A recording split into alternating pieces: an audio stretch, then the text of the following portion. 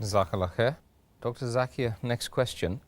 Doesn't there seem to be a contradiction in the Quran when it mentions in several verses that everything happens by the will of Allah? And furthermore, in one verse, the good is from Allah and the bad or the evil is from yourself. There are many verses in the Quran which mention that everything happens with the will of Allah subhanahu wa ta'ala, as we discussed in the earlier answer.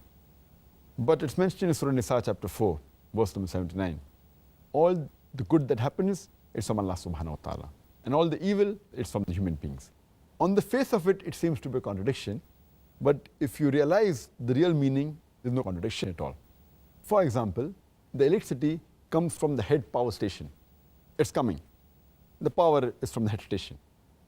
And with that, we can use good things, we can use equipment, we can use machinery. But if we put our finger in a live wire, we will get a shock. So the power is from the headquarters, head electric station. But if we put a finger and do a thing which is not supposed to be done, then we get a shock.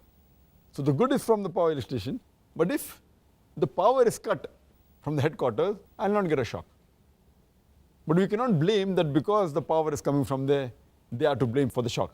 It is me who has put the finger in live wire. So I'm to blame. But the power is coming from the head electric station. Let me give you another simpler example. That the father is head of the family. He earns and he spends on the family. So he is responsible for everything that is spent. But at the same time, he gives pocket money to his son. Now with the pocket money what the son receives, he gambles, he has alcohol. So who's to blame? The person to blame for doing this sin of gambling and having intoxication is the son. But the money is coming from the father. So it's happening with the money of the father, but who's to blame? The son. The same way, everything happens with the will of Allah subhanahu wa ta'ala, but if anything good takes place, it's because of Allah subhanahu wa ta'ala. Any bad, it is because of you.